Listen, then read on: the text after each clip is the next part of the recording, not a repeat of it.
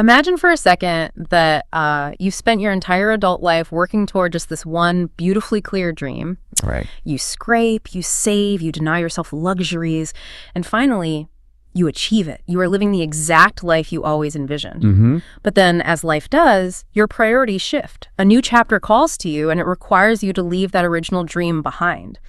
But to make that leap, you have to place your entire future, and really your absolute trust, into the hands of complete strangers. Which is terrifying. It is. It makes you wonder, how much do you actually trust your gut feeling when a stranger approaches you? And what does it take to override that intuition when every single alarm bell in your head is telling you to run? Yeah. That is the profound and frankly terrifying question we are exploring today. Absolutely. We're taking a deep dive into a narrative from the true crime YouTube channel, Mr. Bellin. And we should probably issue a gentle listener discretion warning right at the top here. Yeah, definitely. The events we're analyzing today are deeply unsettling. But we are looking at this case because it offers some of the most striking, devastating examples of human psychology in action. Right. The goal of this deep dive isn't just to recount a tragedy for the sake of it. No, not at all. We're going to extract some really vital insights about how our minds work. We'll explore the concept of baseline behaviors, look at the mechanics of social engineering, and examine this chilling manipulation tactic known as weaponized empathy. Weaponized empathy, yeah. It's all about understanding how someone can completely bypass our natural, hardwired threat detection systems. Which happens a lot more easily than people think. It really does.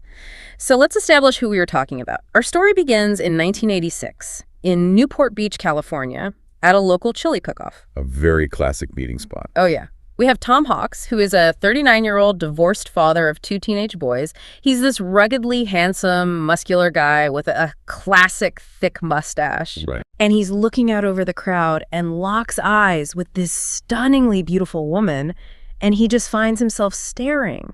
He stares for so long that she actually notices. Yeah. She smiles, blushes, and looks away. Tom is completely embarrassed at getting caught, but he gathers his courage, walks across the lawn, and introduces himself. And that woman was 29-year-old Jackie. Exactly. They hit it off instantly, fell deeply in love, and 3 years later, in 1989, they were married in front of 150 of their closest friends and family. What really cements their family dynamic, though, is Jackie's history. When Jackie was just 22, she was involved in a horrific motorcycle accident. It was devastating. The internal injuries from that crash left her unable to have biological children, which was heartbreaking because motherhood was something she'd always desperately wanted. Yeah, she wanted nothing more than to be a mom. So when she married Tom, she didn't just take on the title of stepmom. She poured her entire heart into being a devoted mother to his 2 boys. And the boys embraced her so fully that they simply called her Mom. It's just a beautiful testament to her warmth and her immense capacity for love. It really is. And as the years went by, Tom and Jackie focused entirely on raising those boys while meticulously planning for their own future. Right, because they were not inherently wealthy people, not by a long shot. No, but they possessed an incredible amount of discipline. They lived frugally, saving virtually every penny they could spare. Their ultimate goal was to retire the very moment their sons left the nest, buy a yacht, and live out their days sailing the coastlines of California and Mexico. And in 2002, that dream actually became a reality. The boys were grown, they'd moved out. Tom and Jackie transitioned into empty nesters, sold their home in Newport Beach, combined that money with their life savings, and bought a beat-up small yacht. Which they poured their hearts into restoring. Yeah, they transformed it into a cozy, floating home they named the Well-Deserved. Which is such a fitting name. Truly. For 2 years, they lived that exact dream, watching ocean sunsets, catching fresh fish, spending their evenings on the deck. But then, in 2004, the dream shifted. They got some massive news. They received word that one of their sons, who was living in Arizona, was expecting a baby. Tom and Jackie were going to be grandparents. Yes, and for Jackie, who cherished the concept of motherhood so deeply, this changed absolutely everything. Even though they adored their life on the water, they made a life-altering decision. They decided to sell the Well-Deserved, take the $500,000 proceeds, and buy a house on land in Mexico, right near the Arizona border. Just so they could be close to their new grandchild. Exactly. So they put an ad in a fishing magazine asking for $500,000 for the yacht. They're incredibly excited, completely focused on this next chapter as grandparents. But this brings up a really interesting psychological question. Right. How does a massive, joyous life transition like this affect our state of mind when we are conducting high-stakes business? It creates a profound vulnerability.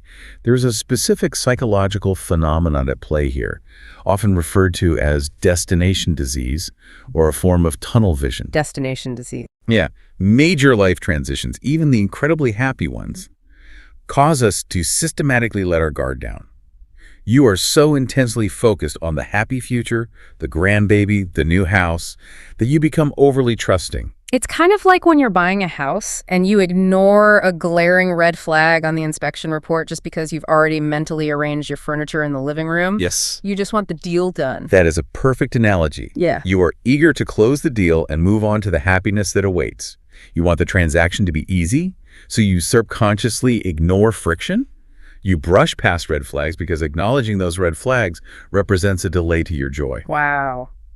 So Tom and Jackie find a buyer. They call their sons in Arizona to share the good news, saying the sale will be finalized in a couple of days.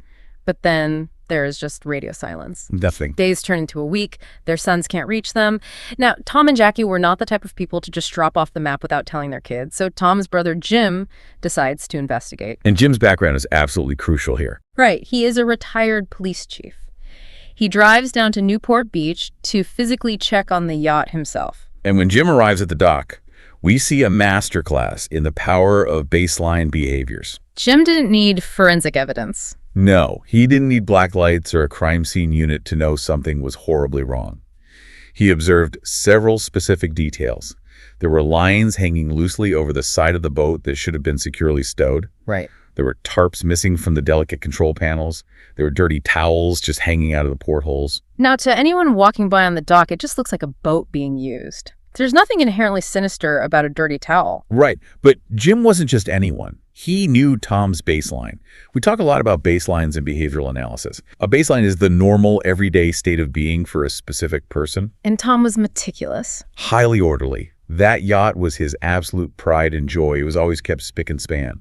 Leaving unstowed lines or dirty towels was a massive, inexplicable deviation from Tom's normal habits. So it's a huge red flag. Understanding the baseline behavior of the people you love is often your very first line of defense. When someone dramatically deviates from their established patterns without a clear, logical explanation, it is a blaring alarm. Jim feels that alarm instantly. He leaves his business card on the boat, asking the new owners to call him. Shortly after, he gets a call from a 21-year-old woman named Jennifer DeLeon. Right. She tells Jim, "Yes, my husband and I bought the boat. We gave them a suitcase of cash, and they drove off to Mexico." A suitcase of cash. Yeah. She even casually throws in that Tom had mentioned wanting to move near Arizona for the grandbaby. Which sounds plausible on the surface. It does, but Jim's cop instincts are screaming. He calls Patricia, the Hawks finance manager, and asks if a $500,000 deposit recently hit any of their accounts. And Patricia confirms the terrifying truth. There is no deposit. Not a single dollar has moved. Jim officially reports them missing. The Newport Beach police start digging into these new buyers. They look into Jennifer's husband, 25-year-old Skylar DeLeon. And instantly, they find major red flags. Skylar is a convicted felon who had previously spent time in jail for armed robbery. The detectives bring Skylar in for questioning, and the interrogation takes a bizarre turn. Very bizarre. Skylar claims he bought the $500,000 boat with cash he had saved up from being a child star extra on the TV show Power Rangers. It is a remarkably clumsy lie to tell seasoned detectives. Yeah, and the police push back immediately. They make it clear they aren't buying the child star narrative. So Skylar realizes he's losing them, and he pivots. He looks at the detectives and says, "Okay, the truth is I didn't get the money from acting. I stole it." Wow. He says, "The armed robbery I went to jail for, I actually stole money from a drug kingpin in the 1990s and buried it before I was arrested. I used this yacht purchase to launder that dirty drug money." The deviousness of this tactic cannot be overstated. Wrong. Skylar completely incriminates himself in a major federal crime. Money laundering stolen drug cash. He admits to a felony. Why would he do that? Because admitting to a lesser crime is a brilliant way to convincingly cover up a far more sinister one. It gives the police exactly what they're looking for. A motive for the secrecy. Yes, a perfectly wrapped, logical explanation for the secrecy, the suitcase of cash, and his sketchy background. It makes him appear cooperative and transparent. And shockingly, it works, at least temporarily. The police decide not to press money laundering charges right then because he was being so, quote-unquote, helpful with the missing persons aspect of the case. It's unsettling how effective that kind of misdirection can be. But the police eventually hit a wall. They get a lucky break, though, when they put out a media bulletin for the Hawks' missing SUV. Right, the car. The vehicle turns up in Mexico, but Tom and Jackie aren't with it. It's parked outside a house, and the person living there tells Mexican authorities, "Oh, this car belongs to my friend, Skylar De Leon." And just like that, the dominoes start to fall. Yeah. The entire narrative Skylar built collapses. He had explicitly claimed he watched Tom and Jackie drive away in that exact vehicle. Now the police have proof he's lying. So they arrest Skylar on those money laundering charges just to get him in custody. They search his house and find laptops and video cameras belonging to the Hawks, personal items they never would have left behind. But Skylar absolutely refuses to talk. He maintains his innocence. Meanwhile, his wife, Jennifer, is actually going on television talk shows, playing the victim, saying it's a huge misunderstanding. It's brazen. It really is. The police know they need more leverage, so they bring in the notary who supposedly witnessed the sale of the boat, a woman named Kathleen. And under intense questioning, Kathleen breaks. She admits she never met Tom and Jackie. Skylar had paid her in cash to simply backdate and stamp the forged sale documents. With the forged documents confirmed, the police move to the next weak link. They bring in Alonzo Mason. Alonzo is a friend of Skylar's who had previously claimed to be a witness to the sale. He's a young, impressionable former jailer. The police tell him the notary flipped, and Alonzo realizes the ship is sinking. Yeah, he takes a plea deal, and the story he finally tells the detectives is chilling beyond belief. To understand the sheer cruelty of what Alonzo confessed to, we have to rewind the clock back to November 15th, the day of the sea trial. Skylar sets up a test drive of the yacht. He arrives at the dock and brings Alonzo, and he brings a third man, John Kennedy, who is a very large, highly intimidating gang member. Now remember Tom's background. Before he retired, Tom spent his career as a probation officer. Right. He was highly trained and very used to sizing up felons, convicts, and gang members. So when Tom sees these three guys in the parking lot, his threat detection system flares up instantly. He senses bad news. Exactly. He literally starts telling Skylar that maybe they should reschedule, that today just isn't a good day for a sea trial. Tom wants to back out. And this is the pivotal psychological moment of the entire case. Tom's intuition, honed over years in law enforcement, is screaming at him to get away from these men. And Skylar recognizes this hesitation immediately. He sees the $500,000 deal slipping through his fingers. So Skylar steps away from the group and makes a quick phone call to his wife, Jennifer. Just a few moments later, Jennifer pulls into the parking lot. She gets out of the car, and she is holding their 1-year-old baby girl. And here we see the weaponization of empathy in its most distilled form. Yeah. Jennifer wasn't just dropping by to say hello to her husband. She was an active, willing participant in this ambush, and she was deliberately using her own infant daughter as a prop. When Jackie sees that baby, she instantly lights up. Of course she does. She falls in love with the infant, asks to hold her, and chats warmly with Jennifer. Jackie's defenses completely evaporate. And Tom, seeing his wife so happy and at ease with this young mother, allows his own defenses to drop as well. He ignores that blaring gut instinct. It is wild how the mere presence of a baby can just flip a switch in your brain. It totally erased his cop instincts in a matter of seconds. There's a specific term for that cognitive blind spot. It's related to the halo effect. The halo effect is a cognitive bias where our overall impression of someone influences how we feel about their specific character traits. But deeper than that, this triggers an evolutionary safe response in the human brain. We are biologically hardwired to view a family unit, specifically a mother holding an infant, as inherently non-threatening. That makes so much sense. That powerful visual cue of profound innocence completely overrode a seasoned probation officer's finely tuned professional threat detection system. Manipulators understand this. They know exactly what they are doing. They know that visual cues of innocence can blind us to actual danger, and they will use our own humanity and empathy against us. After putting them completely at ease, Jennifer casually mentions that the baby is getting fussy and she needs to head home, but she tells Tom and Jackie to have fun on the sea trial. Tom and Jackie are now fully committed. They trust the situation. They get on the boat with Skylar, Alonzo, and John, and they head out to the open ocean. And as we detail what happens next, we want to give it the solemn respect it demands. When they are far from land, Skylar and John lure Tom down to the lower bedroom of the yacht. Alonzo is left in the kitchen area with Jackie. Suddenly, a loud, violent commotion erupts downstairs. It's the ambush. Alonzo uses the noise as his cue. He attacks Jackie, throwing her to the ground, and violently forces her hands into handcuffs behind her back. Skylar and John come back up, drag Jackie downstairs, and throw her on the bed next to Tom, who is already handcuffed and bleeding. Jackie looks at Skylar in absolute terror and pleads with him. She says, "Why are you doing this? I just met your wife. I just held your baby. We just want to be with our grandchildren." Skylar completely ignores her pleas. He tells Alonzo to tape their eyes and mouths shut.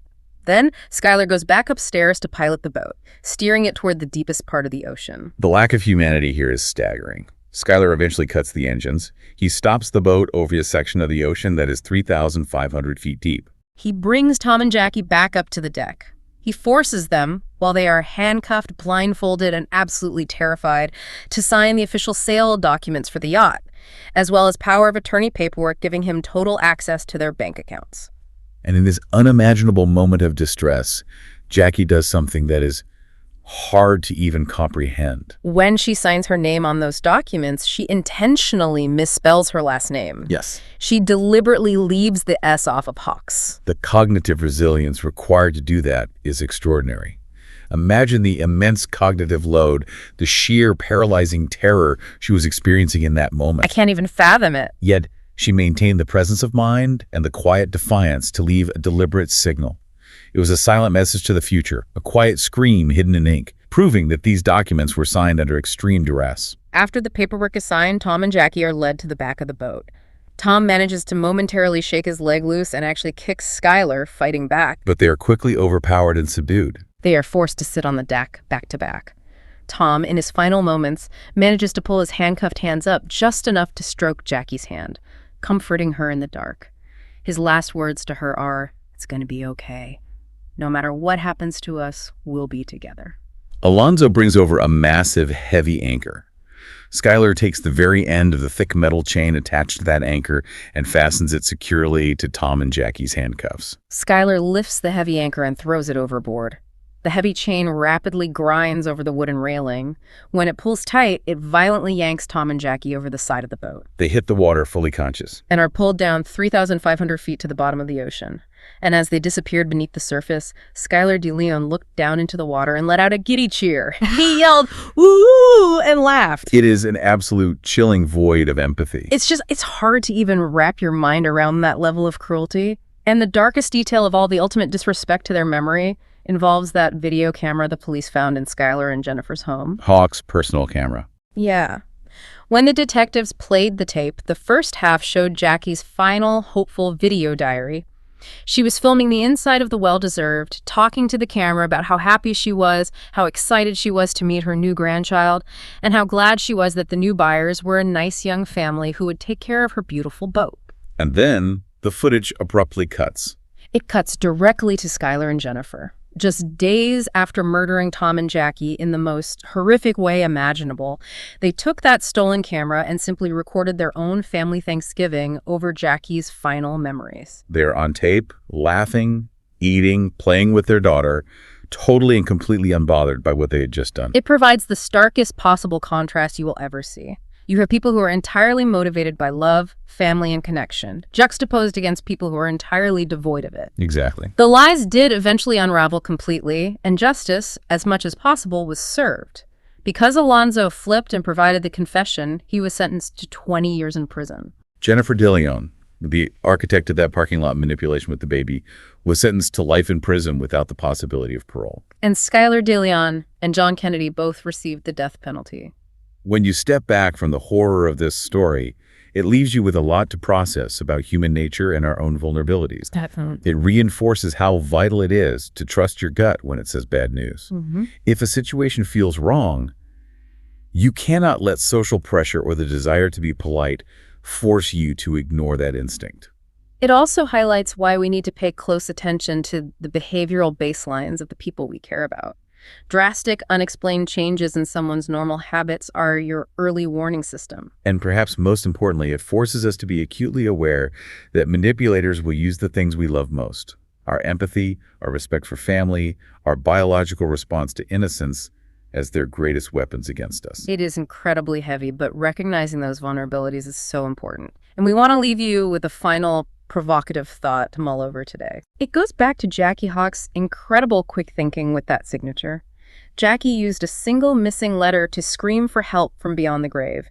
It really makes you wonder. It does. How many other historical documents, treaties, or critical contracts throughout human history, signed under extreme duress, contain hidden codes of resistance or silent cries for help that we've simply never noticed just because we didn't know how to look for them? It is a haunting question, and it completely changes how you look at the written record. It really does.